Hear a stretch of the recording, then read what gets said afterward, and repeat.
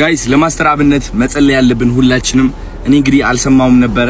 አንድ ቀን አስታውሳለሁ ወደ ቲክቶክ አዋርድ ሁላችንም ሄደን ማስተር አብነት የተናገረው ነገር እውነት ልቤ ላይ ትንሽ ከበድ ብሎኝ ነበር። ጠይቄውም ነበረ ደህና ነህ ወይ ብዬ ማለት ነው። በጣም ተጨናንቄ ነበር የዛኔ ከመድረክ ሲወርድ ማለት ነው የተናገረው ቃላት ማለት ነው።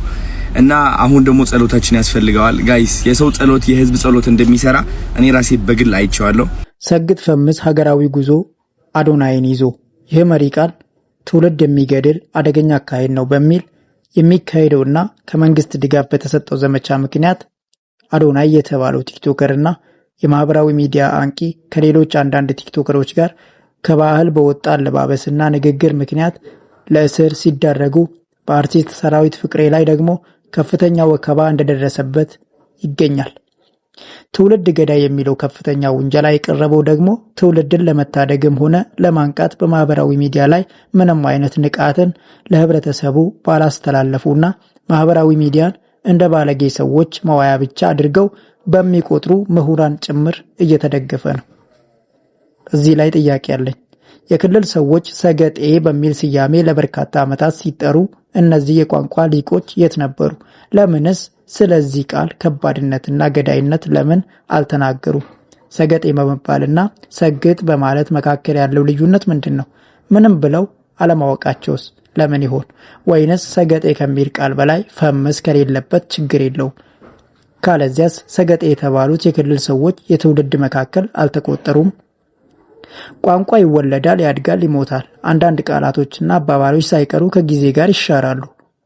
ከኑግ ጋር የተገኘ ሰሊጥ አብረተወቀጥ። ድሮ የሰሊጥ ጥቅምና ዋጋ ያልታወቀበት ጊዜ የቅባት እህል ከቅባት እህል የሆነው ሰሊጥን እንኳን ከኑግ ያሳንሰው ነበር።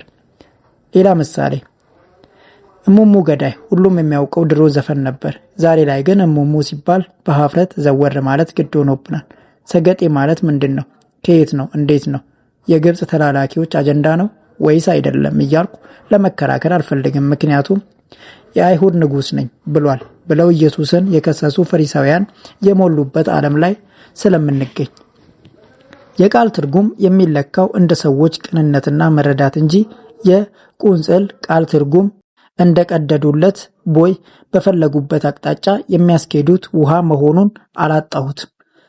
በጣም የገረመኝ ነገር ደግሞ እነዚህ ጥቂት ምሁራኖችና የማህበረሰብ ተቆርቋሪዎች እየተገደለ ነው፣ እየሞተ ነው የሚሉት ትውልድ መቼና እንዴት እየተገደለ እንዳለ በውል ያወቁት አይመስለኝም።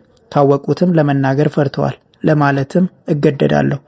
ዘመኑ ለትክክለኛ የእምነት ሰዎችና ለእግዚአብሔር አገልጋዮች ፈታኝና አስቸጋሪ ወቅት ሆኖ ትውልድ ተአምር የሚሻበት ወቅት መሆኑ ትውልዱን ለማንቃትም ማንኛውም ፖለቲካዊም ሆነ ሃይማኖታዊ ተቋማቶች መስመር ያልያሳዙት ንቃተ ህሊናውን ሳያጎለብቱት በራሳቸው ፈቃድ ብቻ የሚመሩት ብዙ የብሔር ተኮር ታጋዮች እንደፈለጉት ሀሳባቸውን ብቻ የሚዘሩበት ሆኖ መክረው እንዳለ ሆኖ ሳይሰሩ መክበርን፣ የሰው ገንዘብን መመኘት፣ ተአምራዊ ሀብትም ለማካበት ህጋዊ የሆነውን የሀገራችን ስም የተሸከመውን የኢትዮጵያ ንግድ ባንክ የገንዘብ ደብተራቸውን መሬት ላይ አስነጥፈው ሚራክል መኒ እናዘንብላቸዋለን ብለው በቤተ ክርስቲያን ውስጥ ተሰብስበው ሲጸልዩላቸው ምዕመኑን ደግሞ ካልታወቀ ቦታ ገንዘብ በባንካቸው እየገባላቸው መሆኑን ተናግረው ስለ ጸሎታቸው ስለተሰማ በምስጋና እልል ሲሉ እነዚህ የማህበረሰቡ ወግ ጠባቂዎች የት ነበሩ?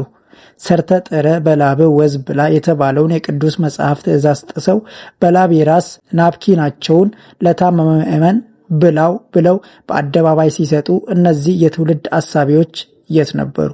ወደ ሕክምና ቦታ ከመሄድ ይልቅ ታማሚዎችና ችግረኞች በገስት ሃውስ እያስቀመጡ በቸርች ፈቃዳቸው የሆቴል ተግባር የሚያከናውኑ ስምና ፎቶአቸውን በቡትሌ ዘይት ላይ አሳትመው የሚቸበችቡ የሃይማኖት ተቋማትን የመሰረቱ ሰዎች ትውልዱን ወዴት እየወሰዱት እንደነበር ሳያውቁ ቀርተው ነው።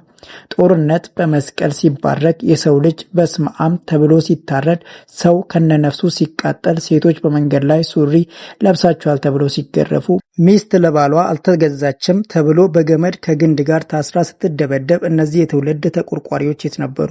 ወይስ ከግለሰብ ይልቅ የቡድን መብት ስለሚከበር ብዙ ተከታዮች ያሉት ሰውና ቡድን ቢያጠፋም ጥፋቱ ከጥፋት ስለማይቆጠር ነው? አዶናይና ሰራዊት ፍቅሬ ግለሰቦች ናቸው። አጃቢ የላቸው፣ ተቋም የላቸው። ስለዚህም የትውልዱን ሞት በእነዚህ ሰዎች ላይ ደፍድፎ እንደ ጲላጦስ እጅን መታጠብ ከሚመጣው ቀውስ አያድንም። ወጣቶች የሚውሉበት ውሎ ከዘመኑ ጋር ተራምዶ ወጣቱን ማየት፣ መምራት፣ መምከርና ማሰልጠን ከብዷቸው በራሱ ችግሮች እና ውስጥ እየኖረ መውጫ መንገድ በሚፈልግና ችግሮቹን ራሱ ለመወጣት ብቻውን የተተወውን ትውልድ ከጀርባ ሆነው እየተከተሉ አናቱን ማለት በራሱ ትውልድን መግደል ነው። በግለሰቦች ላይ ያነጣጠረ ዘመቻ ረገብ ብሎ መስተካከል ያለባቸው ነገሮች አስተካክለው ከጭፍን ጥላቻ ይልቅ አዶናይ የሰራቸውን በጎ ተግባራት ታይተውለት በምክር መለቀቅ እና በሰራዊት ፍቅሬ ላይ የሚደርሰው ወከባ መቆም ይኖርበታል። ለማንኛውም ከዚህ በኋላ ባህላዊ አለባበስና ንግግርን መጣስ በሕግ ማስጠየቁን ተከትሎ ከሰሞኑ ባህላዊ አነጋገርና አለባበስ ለማስተካከል ሲሉ ቲክቶከር ጌመሮች የገጽ ለውጥ ተጫዋቾችን ሻሽ አስረው በሻሻቸው ጆሮ ግንዳቸው መካከል ጤና አዳማቸውን ወሽቀው ነጭ ሽንኩርታቸውን በቀኝ አፍንጫቸው ቀዳዳ ውስጥ ወጥፈውና ነጠላ ለብሰው ሀገሩን፣ ከብቱን፣ የአየር ንብረቱን ሁኔታ መጠየቅ አርሂቡን ወዲማ ሽልንጊቱን ጣል ጣል አድርጉ ሲሉ የምንሰማበት ጊዜ ይሆናል ብለን ተስፋ እናደርጋለን። ኢትዮጵያችንን ሰላም ያደርግልን። አበባ ብርሃኑ